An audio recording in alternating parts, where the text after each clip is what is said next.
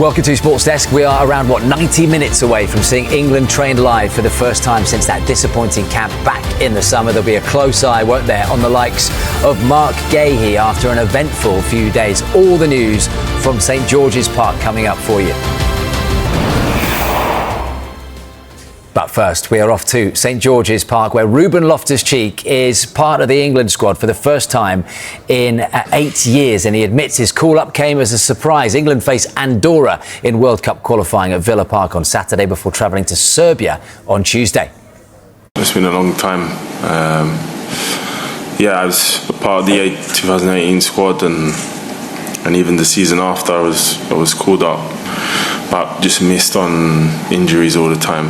And then, of course, I ruptured my Achilles at the end of that season, and then it took me a year and a half to feel all right again. So a lot of that period was tough mentally for my head, with the injury, and trying to come back and feel good again.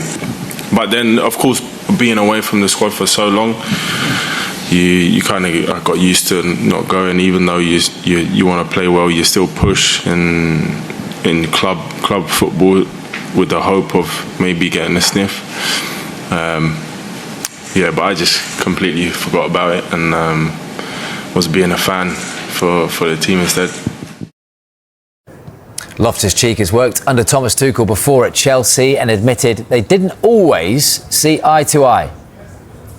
Yeah, I remember when he came into Chelsea and he came to me and spoke to me about playing right wing back.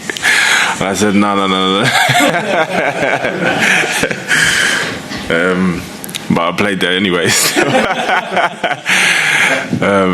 But yeah, I played a lot of. I played many positions under him, and he values my physicality, and so I'm used to working under him.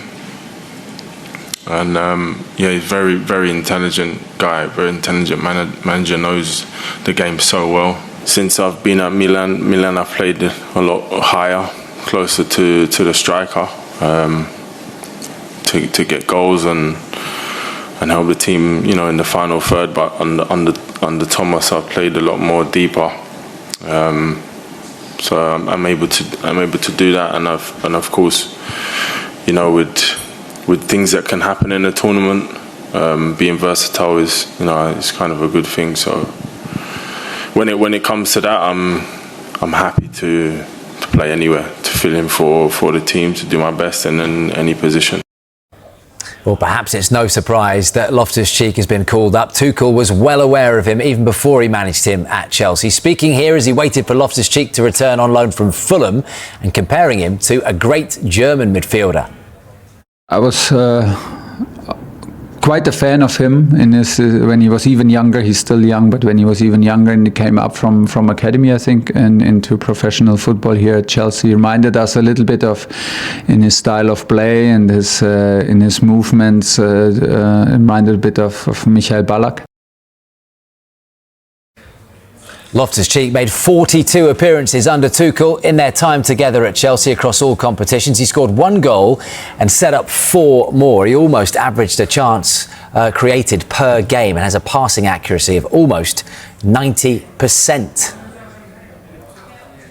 The pressure then is on Thomas Tuchel to end England's long wait to win a major tournament at the World Cup next year. But Jay Bothroyd doesn't believe Tuchel has shown enough so far to be considered an upgrade on Gareth Southgate. Tuchel has had 4 matches in charge, winning all the qualifiers and losing just the 1 friendly against Senegal. Bothroyd admits that he's still waiting to see a significant change in identity from Tuchel's side. I wouldn't say it's an upgrade. I like the fact, though, that he is bringing in players based upon merit. You see the likes of Spence in there now, Anderson's in there. I like that. You're giving players an opportunity that are in form, that are playing well. I like that part. As a manager, I think he's a good manager. I heard a lot about people that have worked with him saying that he's really good. He gives you that confidence. He gives you that belief. And Ruben, obviously, Loftus-Cheek said it there as well. But it's too soon to say if he's the right man for the job or not. I still feel like he's trying to work out what his best formation is that's going to suit all the players, what his best team could be. there's been parts of games where you say, okay, yeah, I can see something, but then I still feel like a lot of it is very Southgate-like. Yes, some of his team selection has been more attacking players, whereas Southgate was a bit more defensive.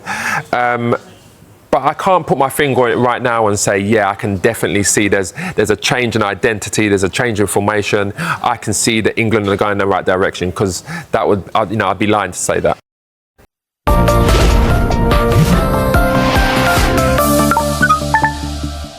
Right, we're going to get to England now. It's 281 days until the World Cup. We're preparing for the first international break of the season. England face games against Andorra and Serbia and are currently top of Group K.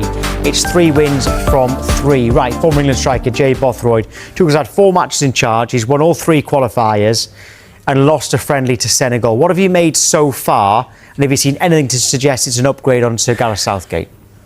Not yet. I wouldn't say it's an upgrade. I like the fact, though, that he is bringing in players based upon merit. You see the likes of Spence in there now, Anderson's in there. I like that. You're giving players the opportunity that are in form, that are playing well. I like that part. But, I mean, let's be honest. The teams that England's beat, they should be beat. Our under-21s would beat them. And that's no disrespect to them countries, but, you know, we're just a superior nation when it comes to football. But ultimately, any England manager is going to be judged on winning the Euros or the World Cup, and that's what it comes down to. Up at the end of the World Cup, and that's what it comes down to. So anything in between is a given. You should be qualifying for the World Cup and the Euros, and then you're judged on the major tournaments. And I think that he, as a manager, I think he's a good manager. I heard a lot about people that have worked with him saying that he's really good. He gives you that confidence. He gives you that belief. And Ruben, obviously, Loftus-Cheek said it there as well. But it's too soon to say if he's the right man for the job or not. Well, you just to back up your point there, the qualifiers is won Albania, Latvia and Andorra. Albania, the highest ranked of those at 68. Yeah. Lost to Senegal, who are ranked 18. But he has been appointed specifically to win the World Cup. It was only 18-month appointment. But so far, I mean, have you seen... You've told us what you like about him. Yeah. Have you seen anything to suggest that we are going in the right direction to do that? I still feel like he's trying to work out what his best formation is that's going to suit all the players, what his best team could be. There's been parts of games where you say, okay, yeah, I can see something, but then I still feel like a lot of it is very Southgate-like. Yes, some of his team selection has been more attacking players, whereas Southgate was a bit more defensive. But I can't put my finger on it right now and say, yeah, I can definitely see there's a change in identity, there's a change in formation. I can see that England are going in the right direction, because that would, I'd be lying to say that. Let's give some scenarios. England, let's hope England get to the World Cup. Let's say they get out the group stages. Let's say they, tell you what if England go out in the quarterfinals, which is quite often what England do. If England go out in the quarterfinals, what do the FA do? I think it's the brand of football. That's important. If England are playing, been brought in for a brand of football. He's been brought in to win the World Cup. But I'm saying that I think having a good brand of football first and foremost is going to help you go and win these competitions. That's why the likes of Spain go and win, because their brand of football is effective for all the players involved in that squad. So I think that in itself, the identity, the brand of football, helps you as a team. But it depends on who they get knocked out against. If they were to get knocked out against, again, like someone like Spain, then you could say, okay, well, Spain are a great side. Like France in the last World Cup at the quarters. Yeah, exactly. You can say, okay. But again, if he gets sacked, I think it would depend on the brand of football. So... Is it negative? Okay, next one then. What if it's semi-finals, last 4? You're stitching me up today. But hey, World yeah, I mean, listen. World Cup semi-final. He probably would. Okay, ideally, if he doesn't win a competition, my personal opinion would be I'd like to see someone like Eddie Howe, manager of England, because yes, I'm all for having foreign managers being appointed as. Lev agrees with you. He's just said Eddie Howe right there on the bottom. Yeah, I mean, I like Eddie Howe, and I think he would be good for the players. He knows the players. He plays. He's been in the game for a long time now. He's young. I think he would suit England down to the ground. But it's, is he going to leave Newcastle? Newcastle. But when the job was club. available, I'm guessing there would be no chance he would have left Newcastle. But the longer you're at a club, the more you might fancy a new challenge, and that's completely hypothetical here. If something happened to, but either way, next summer, do you think Eddie Howe would be the right man to be England manager? Either way, because if he wins the World Cup, he's done his job. Thomas Tuchel's done his job. I think so. Even if he wins the World Cup, I think he'll step away and say, "I'm going out on a high." And if he doesn't win the World Cup, he hasn't done his job. So you would have Eddie Howe anyway. 100%. If he wants to. 100%. And I think having someone like Eddie Howe would be a breath of fresh air. I think there are not many people out there that would say they wouldn't be happy to see Eddie Howe as England manager. Newcastle fans. They might. I've got a feeling they might not be happy with it. Okay. All right. So in Tuchel there, in terms of, it's clear that we know that it's a short-term contract, as we've said. We know what his job is. Is that evident in the fact that the squads he's picking, he's gone back to Jordan Henderson? He is picking for the now. Southgate picked for the future. It seemed like he was doing it all the way along, and it very nearly worked. Lee Carsley, in his short stint in charge, really did go for the youngsters, but he'd come up from the under-21s. Tuchel seems to be upping the average age of players who are ready now. I think you need experienced players in any team to be successful. But I'm not sure Henderson, and again, let me just be complimentary of Henderson. Fantastic career, very, very good player, top player, great captain. But I think he isn't deserving of that spot. There's other players that could be in that squad. Curtis Jones, one of them. He's been playing well for Liverpool. He had a good season last year. Yes, he's had some injuries, but he's a player that I would look at and say he's more capable. If he comes on the pitch, I think he would make more difference than someone like Henderson.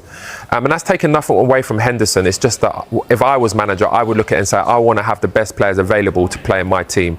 And I don't think Henderson can perform at that level like he was before when he was younger. Right, we'll keep your questions coming in for Jay. We've had loads already, so we'll get as many as we can just before 12 o'clock. But coming next, we're talking VAR. It's only taken 3 games, but there's already been plenty of controversy.